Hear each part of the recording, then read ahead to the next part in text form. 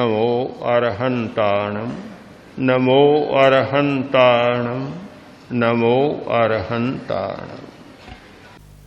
आज मानना चाहिए कि वर्तमान के युग में खोज करने वालों में कोई पक्षपात बिल्कुल नहीं। जो चीज सामने आती है साफ रख देते हैं। आज अंडों के बारे में आहार शास्त्री बहुत बातें सामने प्रस्तुत कर रहे हैं कि अंडा खाना अच्छा नहीं, क्योंकि अंडा खाने में जहर, शरीर में विष पैदा होता है, शरीर में सड़ान पैदा होती है, अंडा खाने से लकवा होता है, अंडा खाने से पित्ताशय में पथरी होती है, अंडा खाने से हृदय की बीमारियां ज्यादा होती है। भला मांस खाने वाला और अंडा खाने वाला केवल पदार्थ को ही नहीं खाता है, साथ साथ में उस प्राणी के संस्कारों को भी खा लेता है, चट कर जाता है। एक भाई ने सुनाया, ब्राह्मण जाति से ब्राह्मण गया, लिखा हुआ था शाकाहार, आमलेट मंगाई, आमलेट आई, उसने खा ली। जब बिल आया तो भारी भरकम, उसने कहा अरे बिल इतना कैसे? वह बोला बाबूजी 3 ही अंडे डाले हैं मैंने, ज्यादा डालता तो बिल और ज्यादा हो जाता। आमलेट में कोरे 3 अंडे डाले हैं। उसने कहा अरे अंडा कैसे डाला? मैं तो शाकाहारी हूं। ये तो शाकाहार है, इसमें क्या है? खा लिया। हाँ, ये तो शाकाहारी है, वेजिटेरियन बोल, खा तो लिया। अब रात को सोया, अनुभव होता है कि पेट में मुर्गी बोल रही, उसका ठीक सेंसेशन होता है, जो संवेदन होता है, ठीक ऐसा लग रहा है कि पेट में मुर्गी बोल रही, ठीक ऐसा लग रहा है, सारा अनुभव हो रहा है साक्षात उसको। जैसे जैसे उल्टियां हुई, कै हुई, बमन हुई, वे सारा निकला, तब जाकर उसको शांति मिली। ये पशुता आती है, पार्श्विक संस्कार आते हैं, मांसाहार के साथ और अंडों के साथ आते हैं।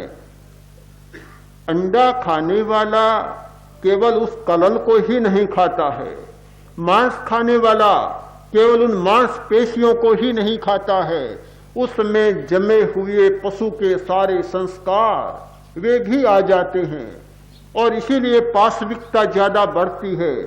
कोई भी मांसाहारी व्यक्ति सर्वथा पार्श्विकता से मुक्त नहीं हो सकता, बहुत कठिन बात है।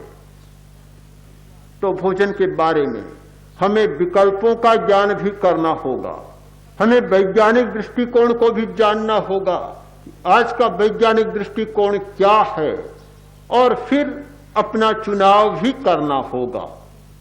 चुनाव बहुत जरूरी है, चुनाव किए बिना काम नहीं चलता। हम स्वयं निर्णय लें कि मुझे कैसा भोजन करना है, कितनी मात्रा में करना और कितनी बार करना। तो बार की बात स्पष्ट हो गई कि भोजन बहुत बार नहीं होना चाहिए। जब 3 घंटा नहीं खाएंगे तो 2-3 बार से ज्यादा संभव ही नहीं हो सकेगा। पर आप ध्यान दें, यह नहीं कि भोजन कर लिया, आधा घंटा बाद सुपारियां, फिर कोई खाटा, फिर कोई काजू, ऐसे आधा घंटा खाते रहे, फिर चाय, तो वह तो पूरी बात बनी नहीं।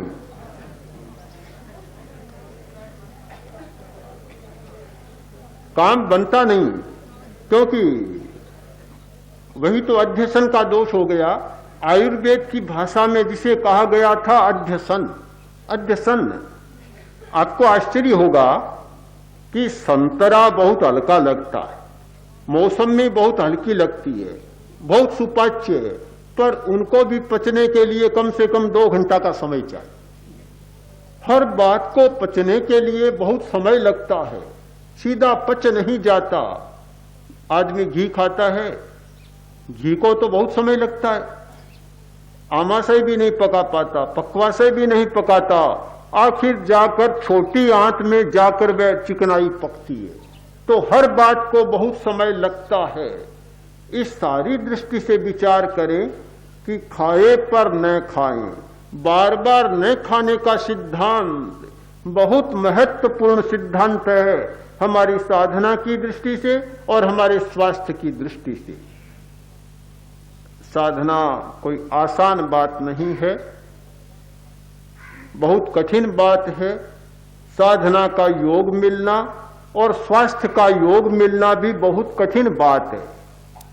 स्वास्थ्य का मतलब दिखने में हट्टा कट्ठा लगना स्वास्थ्य नहीं होता, बड़े भारी भरकम हो जाना, खूब चर्बी बढ़ा लेना भी स्वास्थ्य नहीं होता। स्वस्थ वह होता है जिसकी इंद्रियां निर्मल होती है, मन निर्मल होता है, चित्त निर्मल होता है और कभी तनाव नहीं होता, क्रोध नहीं होता, आवेश नहीं होता, तो समझना चाहिए कि आदमी स्वस्थ है। बहुत क्रोध है, गुस्सेबाज है, स्वस्थ कैसे होगा? कोई न कोई विकृति काम कर रही है। स्वास्थ्य मिलना दुर्लभ और स्वास्थ्य होने पर भी साधना का योग मिलना और अधिक दुर्लभ है, आसान नहीं। नौकर ने चोरी की, मालिक ने कहा लगता है मेरा सामान चुरा लिया गया। सामान चुराया गया और कोई घर में आया नहीं, तूने ही चोरी की है। नौकर बोला मालिक मैंने नहीं की। मालिक ने कहा तेरे सिवाय और कौन आया? कोई नहीं आया, चोरी तूने की है। आखिर काफी देर झकझोर चला। नौकर बोला मालिक मेरे पास वे शब्द नहीं जिन शब्दों से मैं आपको विश्वास दिला सकूं। मालिक बोला तेरे पास वे शब्द नहीं और मेरे पास मेरा सामान नहीं। बस मुझे शब्दों की जरूरत नहीं, मुझे मेरे सामान की जरूरत है। बस सामान ला दो, काम हो जाएगा।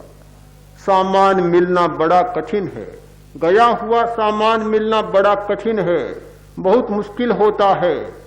स्वास्थ्य के लिए भी यही बात है। हमारी लापरवाही के कारण, उपेक्षा के कारण, अज्ञान के कारण, नहीं जानने के कारण हम स्वास्थ्य को खराब कर देते हैं और फिर सुधारना बहुत कठिन काम हो जाता है। साधना के लिए भी यही बात है कि साधना के बारे में हमारी जागरूकता नहीं होती, हमारा आलस्य और प्रमाद होता है और फिर साधना का योग मिलना बहुत कठिन बात है। हम इस दृष्टि से तीनों बातों पर एक संतुलित विचार करें। साधना, स्वास्थ्य और आहार। साधना के लिए स्वास्थ्य की जरूरत और स्वास्थ्य के लिए संतुलित आहार की जरूरत। इन तीनों का संतुलन होगा, मुझे पूरा भरोसा है हम अपनी बहुत सारी शक्तियों को जागृत कर सकेंगे और बहुत बड़ा काम कर सकेंगे और हमारे धर्म संघ की बहुत बड़ी सेवा कर सकेंगे।